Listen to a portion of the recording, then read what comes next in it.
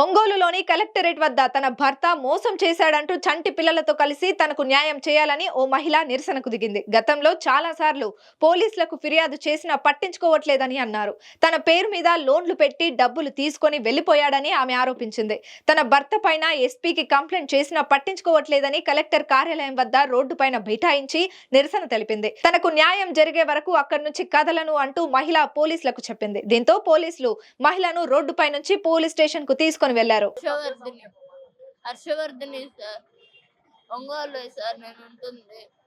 ఆయన మాకు ఇస్తానని ఒప్పుకొని ఇవ్వట్లేదు సార్. డిఎస్పీ ఆఫీస్ కాడికి వచ్చి స్టేట్మెంట్ రాసి ఇచ్చెళ్ళాడు. నా పైన ఉన్న లోన్లు, నా పైన పెట్టుకున్న లోన్లన్నీ తీసేస్తానని చెప్పి, అది ఇంతవరకు తీయలేదు. మా ఆయన తీసేస్తానని చెప్పి అక్కడ పోయిన సంవత్సరం జూలై నెలలో ఒప్పుకున్నాడు సార్. కాగితం కూడా ఉంది, రాసిచ్చారు సార్ అక్కడ స్టేట్మెంట్. ఇంతవరకు తీయలేదు. లోన్ల గురించి అడుగుతుంటే నీ ఇష్టం వచ్చిన చాటు చెప్పుకోపో, నువ్వు దిక్కున్నట్టు అటు చెప్పుకోపో అంటున్నాడు. మళ్ళీ స్పందనకి వెళ్ళాను సార్, ఎస్పీ సార్ దగ్గరికి. అక్కడికి వెళ్ళి అర్జీ ఇచ్చాను సార్. ఇవన్నీ కాపీలు కూడా ఇచ్చాను. అక్కడికి ఇస్తే 2 టౌన్ కి రాశారు సార్. ఇవ్వాలి సార్, అది కూడా ఉంది. 43,000 ఇచ్చాడు, మిగతా ఇవ్వలేదు. ఆడ కోర్టులో జరిగిందేం సార్, ముందు బతకడానికి ఇవ్వయ్యా 50,000, మిగతా డబ్బులు విడాకులు అమ్మాయి విడాకులు తీసుకొని మిగతా ఇచ్చేసే అన్నాడు. విడాకులకి వేసాను, విడాకులు వచ్చారు. దీంట్లో మొత్తం రాసింది, ఒకసారి మీరు చదవండి మీకు తెలిసిద్ది.